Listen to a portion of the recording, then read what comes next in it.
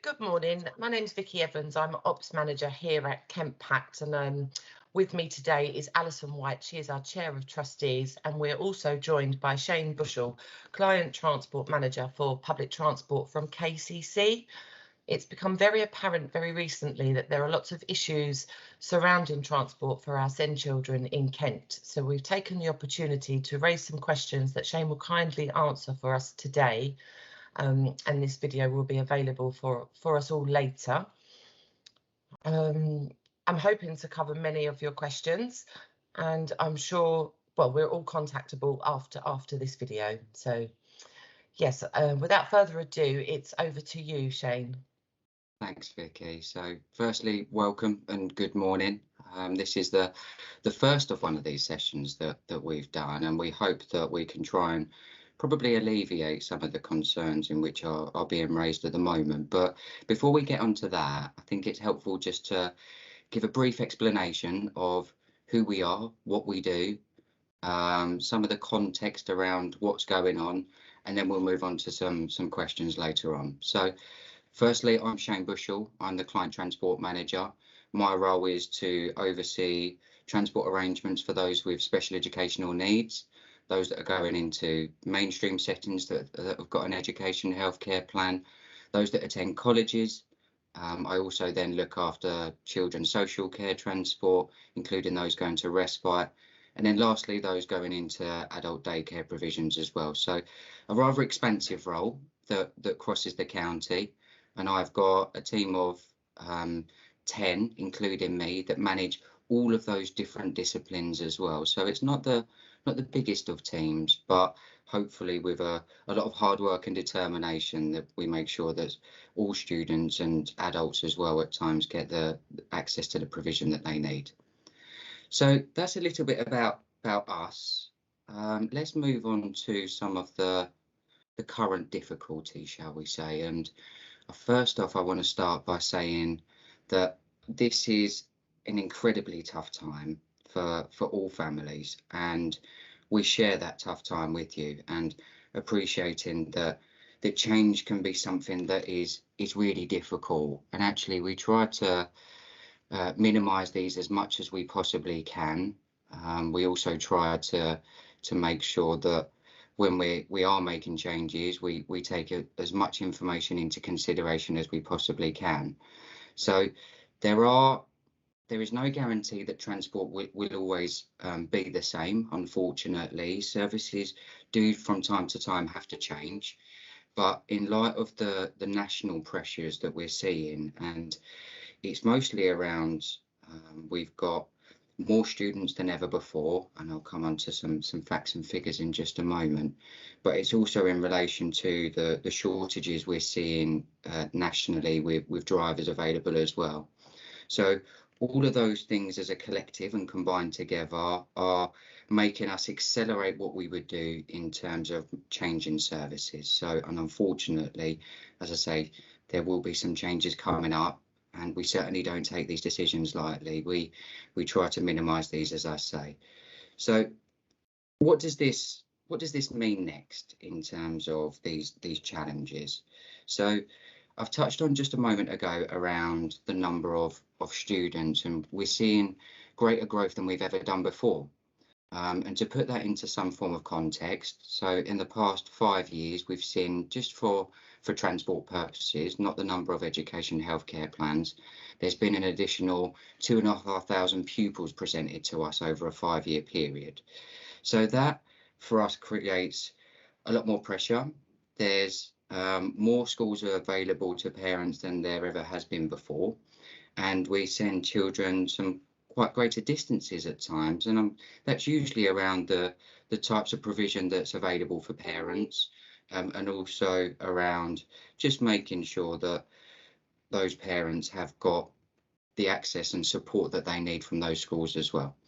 So when we go on to making these changes, there is no, I think there's a misconception at times maybe that there may be a requirement for a public consultation, but contracts usually only last for a certain period of time. And in Kent, we try and make those last for between 3 and 5 years where appropriate.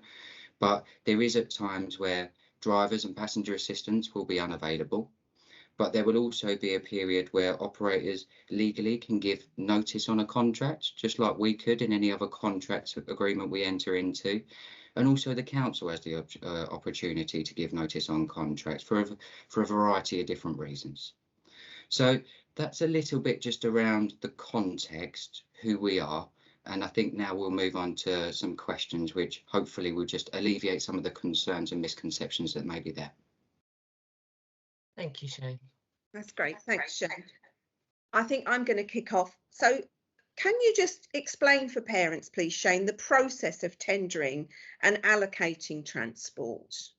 Yeah, sure. Tendering is the process of that any public body must go through to purchase services. So that's what tendering means first of all. But in terms of a legal requirement, there was a legislation that was brought in 2015 called Public Contract Regulation, and that defines how we, the council, have to buy services.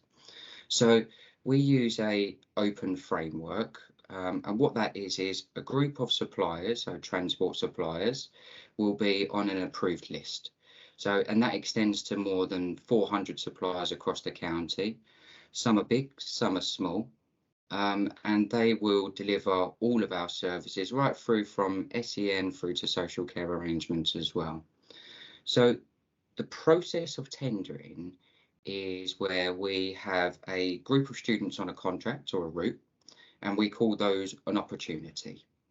And that opportunity is then released to the market. And as I say, there's around 400 suppliers on that framework that we have.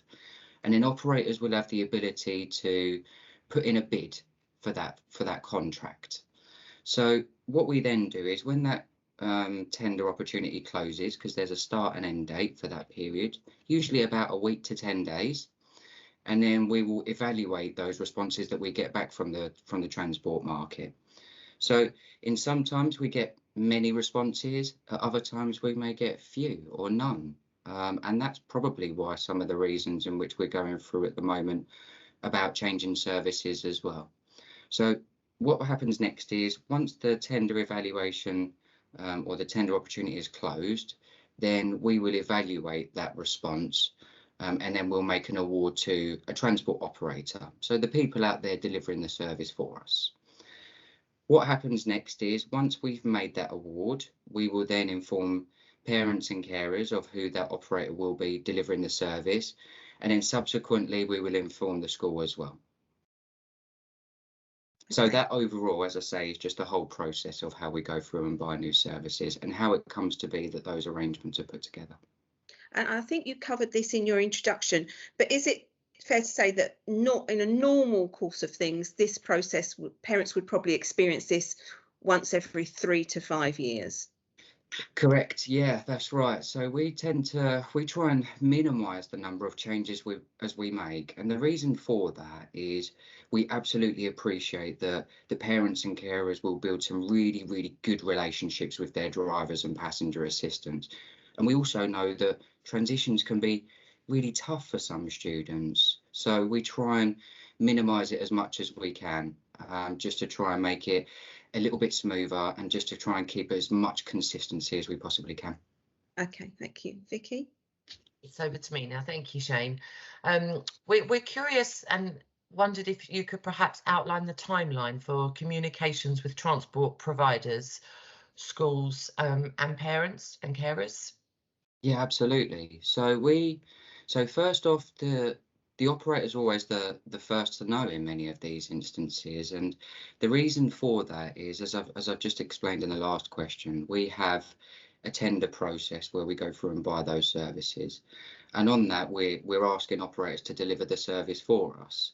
So first off would be operators are notified first, and then we make those awards to those operators. Secondly, as soon as we've informed the operator, we then write out to parents to inform them of who their operator is going to be. And as I say, then lastly, it will be the schools that we inform. So in light of the recent changes we're needing to make as a council to accommodate all of the new students that are coming through, we're hoping to, certainly in light of the recent changes we're making, we're hoping to make sure that parents are always notified by the 11th of February 2022. And that will have on there just around the information that parents and carers will receive will be notifying them, A, of the transport operator, and secondly, of how to get in touch with that transport operator as well. And then once they've received that information, the transport operator will provide them with more information about their collection times and drop-off times in the afternoons as well. Excellent, thank you. So are you able to clarify how long that would usually take? You know, Sure. given we're up against some challenges of driver shortages. Yeah, I mean, pandemic as well. You know, we're still coming out of the pandemic. Things are getting better, but I wonder if this. Yeah, usually we would have. Usually it's a very, very quick process. As I say, usually about 7 to 10 days it would usually take. In the peak times it takes longer as we're leading up to the new academic year. But as of late, what we've been finding is when we're going through and trying to put transport arrangements in place, when we go through that tendering process, in which I explained a little earlier, that in some instances we've not been receiving any responses at all. So that means we then have to try and go through the process again. And therefore, that's why, unfortunately, many parents have been experiencing some delays, and just our sincere apologies for that. And as I say, it's not for a want of trying. We absolutely appreciate the need and entitlement to receive transport. But at times there has been those delays because we've effectively used up a lot of the services that have been available to us. Thank you.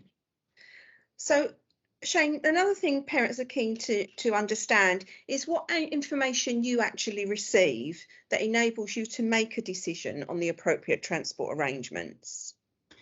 Yeah, we the transport department, we don't have sight of an education healthcare plan, and the reason for that is at times we have no need for that. There's a lot of information in there around students that we, the transport service, shouldn't have available to. But there will be some key information in there around your child's needs. And what we have is we have a transport information form that is completed by the SEN caseworkers. And then that information will then be passed on to another department, which is called the Transport Eligibility Team. And that department will then assess who's entitled to receive transport and who's not. And then once transport has been approved from that department, it will then come over to my service. So once that information's been passed over to us, we should then have sight of information regarding your child's address and any of their particular needs that are relevant for transport purposes.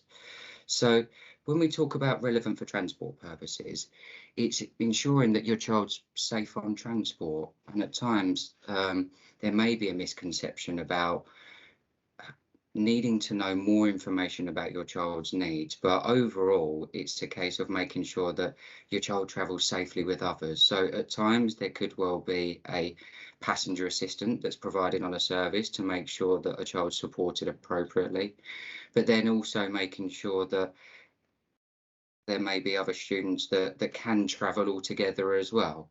So there's a number of different things in which we go through, but overall, as I say, it's mostly around making sure your child can share with others. Is there a passenger assistant on board, but also around any medical requirements as well that a child may have that needs to be attended to. Thank you. So just to reiterate, then you don't have access to the full EHCP. Parents complete an application form. Would it be fair to say that that's where your most valuable information comes from? Absolutely, yeah, and it's really important because we get to see get to see parents and carers' application that they make to the council. So on that basis, if they could try and make sure that all information is included as much as possible, so certainly child's name, address, contact details are really important because we pass those over to the transport company, but also anything else that they feel is relevant to transport. So if a child does have a particular need that needs to be accommodated, it's helpful that they state that as part of their application process as well. Thank you. Back to me. Thank you, Shane. Lots of parents and carers have expressed concerns about the journey times and safety in vehicles. Is there kind of a legal position surrounding this? You know, I understand that children, the most appropriate school might not be the nearest school. So the nearest appropriate school sometimes does have lengthy journey times. Yeah, and it's a question we get asked a lot, and I'm glad you've raised it, because there is statutory guidance available to local authorities, which is released by the Department for Education. So, and what that statutory guidance informs us is it gives us guidelines, and they are simply guidelines, and certainly for children with SEN, that those journey times, whilst desirable to be shorter, can in fact be longer, and that's mostly because of the distances they're travelling. So when we look at journey times, the guidance is clear in stating that for children that of a primary age, they recommend anything more than no more than 45 minutes, and then for secondary students they say an hour and 15 minutes. But I must stress the importance that it is guidelines, and there's no statutory requirement to be absolutely resolute in those journey times. But it is important that where possible, the council does have a duty to ensure that all children are accommodated, and therefore if there's children on a particular group or live close to each other, then the council will look to try and make best use of those services as well.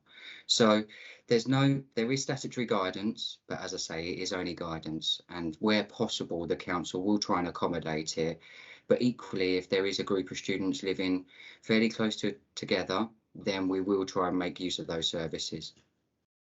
That's great, thank you. I think another anxiety we at Pact have heard a lot of, not just recently, you know, it's always been there, is when there are a large number of passengers of kind of various ages and needs. They're all together in one vehicle for a long journey. Can you offer us some kind of reassurances? Yeah, sure. In terms of the number of students or the age ranges, so we need to be mindful of what transport is there for, first of all. So transport is there to make sure that children get from home to school and they return back again.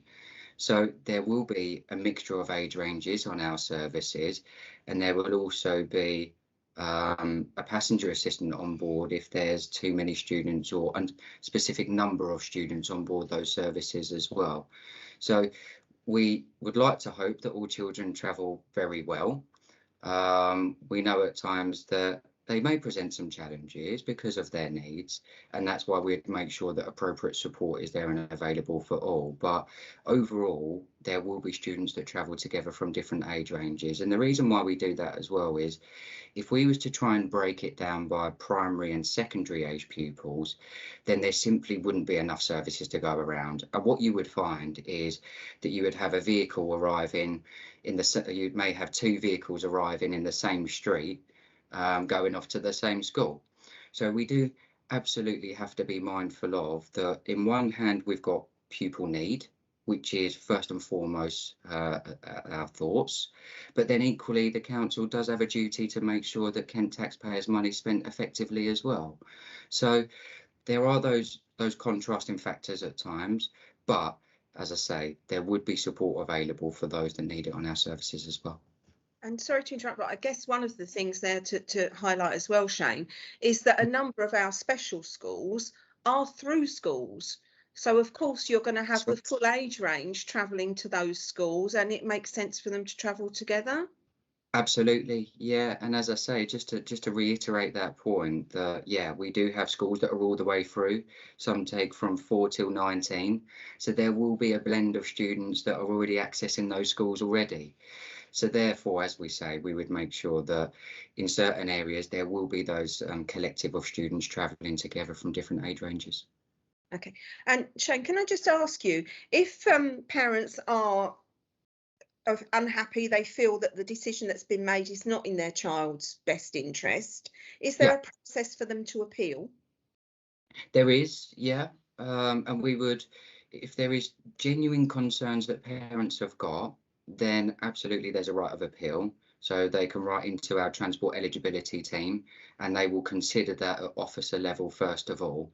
But we would like to stress as well that for many students, the services will be good and they work very well, and there will be some anxiety from parents, and we would ask that you work with us to try and make sure that services are appropriate as well. But certainly they have the right of appeal. But what they will need to do is make sure that they've got very good reasons that constitute why those arrangements may not be appropriate for what's been designed. So, but again, any evidence that they've got to support those decisions, then they can write to our transport eligibility team, and then they will take that appeal further for them. Okay, thank you. Vicky. Thank you. Do schools advise you, Shane, with regard to placing certain pupils together in the same vehicle?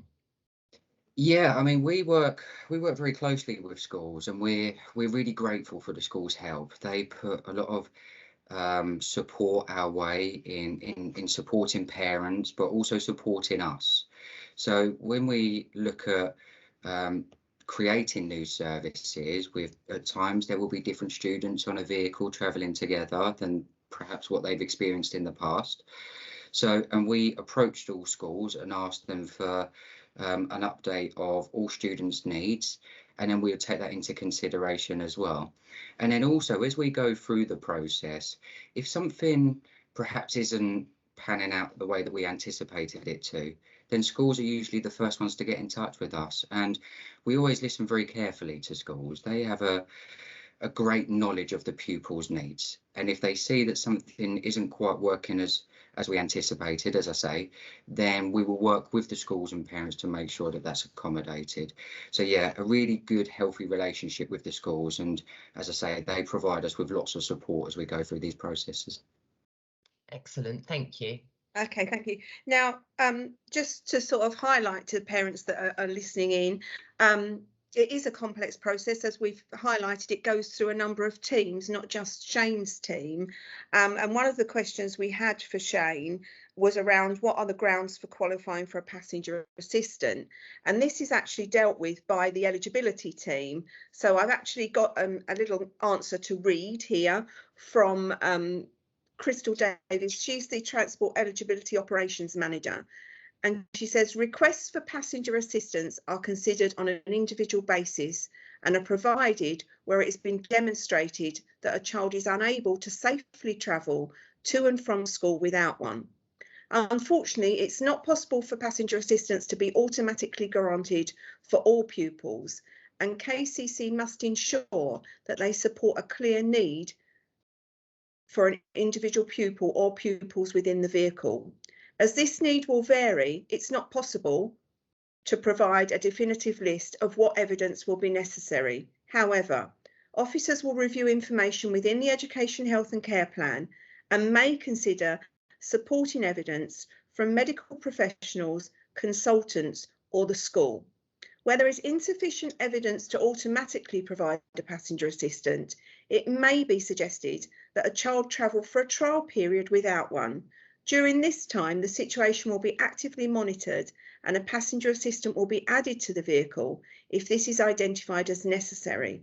Again, families also have the right to appeal if they continue to remain unhappy with their child's individual arrangements. And again, that would be an appeal to the eligibility team. Vicky. Thank you. That's kind of thrown me a little bit of a curveball because we recognise that there are so many different departments to go through. Can you just clarify, Shane? Are relationships good with teams, but between those different departments? Is there good communication between the application and eligibility and so on? Yeah, sure. I mean, we have a really good, healthy relationship with all the departments that we work in with the council, and we get asked a number of questions around why is there so many different departments, and it's a valid one, I guess, because at times there there's a lot of staff that work to try and support these arrangements, right through from the SEN department through to transport. So, and certainly my team at the end of the process. So, but absolutely, we have good lines of communication, and that's improving all the time. And we recognise that at times communication can always be better. And that's certainly why we're working with a number of partners, certainly including you guys at Pact as well, to try and support us and make sure that we're all heading in the same direction. So there's no denying that there's some challenges along the way. Of course there is, but it's important that the council is one council, and actually making sure that the process is to be as seamless as possible as we go through that. That's great, thank you. Our next question is, are you able to explain why a large vehicle may only have one passenger assistant despite there being 15 students on board? I think you'll allude to an answer you've already given, but it's just for clarity really. Yeah, sure. So in terms of the number of students travelling on any one service, there's no designated limits, and we try to make it as easy as possible for parents, and we appreciate it can be quite a daunting prospect, I guess, for a student to go on a slightly bigger bus than what they've been on before. But as I say, there is no specific set limits. So, but what we do try to manage is we do set a limit on the number of students being placed on any hired service, so a taxi or a minibus. We will always say that will not exceed more than 15 students on board. And also to try and ensure that all the students are safe whilst they're being conveyed to and from school, then we will say if there's 6 or more students on board a vehicle, then we will ensure that a passenger assistant is automatically placed on that vehicle as well. So it's important to remember why we have a passenger assistant on board the vehicle as well. So a passenger assistant, and I think I touched on this earlier, but just for clarity, that a passenger assistant on board is to make sure that children are safe, to make sure that they keep their seatbelts on, and to also address any concerns that are being raised on the service. If there's any immediate concerns that need to be addressed right away, then we would expect the passenger assistant to attend to that concern. And if it's a bit more significant than that, then where appropriate, the driver would find a safe spot to pull over, and then they would also assist in that situation as well. But typically, we would expect students to travel as reasonably and as well as they possibly can, and that's why we always say that there will be a passenger assistant on board if there's 6 or more students. If, for instance, however, there is a genuine need for a specific pupil to have a passenger assistant with them, then you may find that there'll be a vehicle with potentially 2 passenger assistants on board. So it's not a definitive rule, but as I say, we place it on there based on the groups of students travelling and the needs of those pupils on board as well. And this is the information collated from your communication with the schools and the application from parents? That's it, yeah, absolutely, yeah. Excellent, thank you very much. Shane, you touched on this in your introduction as well. This year has been particularly challenging for transport and for parents and the young people as well. Can you just highlight exactly what has been the biggest challenge this year with regards to transport? Yeah, sure. It has been, an exceptionally challenging year, and there's a number of reasons behind that, and some of those are around shortages with drivers nationally, resulting from the pandemic, but also from Brexit as well. And I won't go into too much information, but that's probably the first and foremost answer I can give on that front. But there are some other factors as well which are contributing to the challenges in which we're experiencing, but also parents are experiencing as well. So another really big area for us is the significant demand that we're experiencing on transport services over the past few years. And to put that again into some form of context, so the Transport Department, so my service, has received in excess of 2,000 requests for services And that's a mixture of new applications, changes of address, changes of school, a passenger assistant may have been approved as well, or actually in some instances there's been requirement for a child to now travel on their own because of their needs. So moving on a bit further from that, we've also received 1,000 new pupils, or close to 1,000 new pupils that have been presented to the council in the past year. So we're seeing rises of just shy of 20%, which is something that we hadn't anticipated, and that outstrips what the forecasts have been in previous years. So those demands are being felt across a number of different disciplines and areas and cohorts of students. So it's not just those that are going into mainstream or mainstream schools that have got an education and healthcare plan, or special schools. So it's also those that are going on to college provision or further education provision as well. And they've seen some really greater growth than we've experienced in the past as well, close to around 50%. So all of those factors blended together are contributing to why it's been such a challenging year. And also it's really around why we're having to press on and make these changes. And usually we wouldn't make these changes at this time of year. But as I say, because of the demands in which we're experiencing, we absolutely must ensure that we try and provide services for everybody, not just those that have got transport at the moment. Thank you. So there's a lot of anxiety. A letter has gone out to inform parents that there may be a change for their child. From that, we can assume that there may not be a change. And we understand that parents and carers can expect to hear from you by the 11th of Feb at the latest. I believe that's this coming Friday. Yeah. And that there will be contact details for the provider in their email. So they can arrange introductions to their child, the driver and the passenger assistant, if there is one. Yeah, absolutely. Offer some reassurance that February the 11th will happen. Sure, yeah. I mean, we're working hard. The teams are working exceedingly hard to try and make sure that parents are informed by the 11th. There will be a number of parents that have already received their transport arrangements, and there will be some that are still waiting at the moment, but our aim is absolutely to try and inform all parents by the 11th of February. And if they haven't received that confirmation from us, then we would say from next week, do get in contact with us via email, and then we can just explain where we're up to. Or it could well be that your letter's in the post and it hasn't reached you as of yet. So, but we're aiming to ensure that all parents are informed by the 11th of February. Thank you. Thank you. I think that covers our next question as well, which was going to be, if they haven't heard, can they assume they're not affected? Sure. But yeah, so that's, and just to say, there's a lot of concern that Friday the 11th is the day the children break up for half term. Yeah.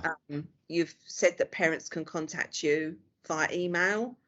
Yeah, absolutely. I just wonder, is your team going to be in and working during half term? Absolutely, yeah. We don't follow the school patterns in terms of terms. So we work through the summer holidays, over Christmas, during the half term. So we still have officers available during those periods if there is any questions or queries that parents have got. So yeah, absolutely, we'd welcome those as well. Okay. And just we will put it on our post as well, but which email address should they use if they haven't heard by the 11th? So it would be clienttransport@kent.gov.uk. Thank you. Thank you, Shane. Also, could you please confirm that all pupils and students have been part of this process, including those from early years, primary, secondary, post-16 and post-19? This wasn't a targeted change, for want of a better phrase. Yeah, sure. So all students have been considered as part of this review. And the reason for that is because, as I say, we needed to replan the services to try and ensure that there was enough capacity for the new students that are coming through. There's only been one cohort that hasn't changed, and that will be those that are attending colleges, so those that are attending further education provisions. And the reason why they haven't been selected is because those need to be, they need to reapply every year for transport, and therefore their arrangements will change every year. So, but as part of this process, certainly anybody from age 4 to 19 that isn't going to college has been part of the process and they've been considered. Excellent, thank you. So just picking up on that, those that are post 16 in further education, they have to do their request for transport annually. Absolutely, yeah. So the transport eligibility team, which we spoke of earlier, so they will welcome those applications from parents, and as I say, they do need to apply annually for their transport arrangements. Yeah. So from a transport department, so from my service, I would urge parents that they try and make those applications as early as possible. So the quicker we receive those applications in from parents, it's more likely that we'll have a better chance to put those arrangements in place sooner. So therefore parents would then be informed sooner as well of what those arrangements are going to be. Yeah, thank you. That leads me on to, I wonder, do the parents and carers in Kent understand that they need to apply annually, or do you send reminders? Because parents, carers, sometimes there's an awful lot of information to take in, you know, from different directions. So just in particular with transport, are reminders sent to say you need to reapply? So not from my service, they're not. We would expect those to be from the transport eligibility team that go out. But equally, I would just urge parents to make sure that they do go off and reapply. For whatever reason, if they aren't informed or they aren't aware, I guess this is a good opportunity just to remind them all now that absolutely you do need to reapply each year. So therefore, please make sure you put those applications in. Yeah, no, that's great. Thank you. That also makes me wonder if there's been a change in provision, maybe perhaps from mainstream to a specialist provision. Yeah. I'm trying to think what I want to say, how I want to word this. You said that they need to get their applications in as early as possible. Yeah. But what if it might be an in-year admission, you know, it might be quite an emergency change of provision. They can only get it to you as perhaps as quick as they know what provision it is their child is going to. Yeah. So certainly and it is a really good point, Vicky. And we receive applications throughout the year. Yeah. So there isn't a cut-off period to put applications into the council. I mean, if it is an in-year change, then we will try and work as hard as we possibly can to put those arrangements in place as quickly as we possibly can as well. So there's no closing period for those that are changing in year, but we would just remind parents that we do also need the opportunity and a bit of time to make sure that we can put suitable arrangements in place for them. Excellent, thank you. Alison. Happens every meeting, on mute. Can you tell us how you're working to ensure parents do not have another year like this one? Yeah, and as I said before, it's been a really challenging year for all parties and all concerned. And one thing that I would say is that we need to remember that the pressures and challenges on society have been immense over the past few years, and we hope that as we come out of the pandemic that a lot of those rippling effects tend to fade away. So, but one thing I can give absolute assurance is that we're making good strides in trying to deploy some additional measures to improve the availability of services, and some of those are what we're doing now in replanning the services. So, and that is to therefore yield a bit of capacity to make sure we can accommodate those new students coming through, as I said earlier. But there is other work streams that are going on as well, not just around the availability of transport providers. There is work going on with Kent Pact, you guys working with us today, and also another number of other partners as well. So that will be with the transport eligibility team internally. It will be with the SEN caseworkers and their departments as well. So, but also there's been an introduction of some new technology in which the council is making use of. And also we'll be reviewing our staffing structures as well, because in light of the increases we're seeing, we need to make sure that we're still agile enough to make sure that we can meet those demands that are coming through. So there's a lot of work going on behind the scenes, which obviously parents and carers may not see, and hopefully this is a good opportunity to explain around what those work streams are, as I've just explained. So there will be improvements, certainly around our communication with parents, and also making sure that they have access to more information and sooner as well. So unfortunately, we can't predict the future. There is no crystal ball, but as I say, absolute assurance is that we are committed to making sure that services are available and they remain appropriate for all of the students that are coming through to us. Okay, thank you, Shane. That's the end of our questions. I didn't know if there was anything else you wanted to add. No, just probably just one thing, and really just to say thanks for your time this morning. I hope this session is useful for all parents and carers, but also to remind everybody that we are committed to making sure that the children are supported appropriately, and the upcoming changes, we don't take them lightly. We know it's a really challenging period, and I guess lastly, just thanks for bearing with us and being patient. We know you're going to go through, it can be a difficult time, but hopefully working together we can just make sure that everybody's supported as much as they can. Excellent. Thank you, Shane. Also, I think Alison and I wanted to extend a huge thank you, because to try and pull this meeting together where all our diaries can meet, we understand you've gone to great lengths to join us today, so that really is appreciated. Thank you for your time. No problem at all. Thank you.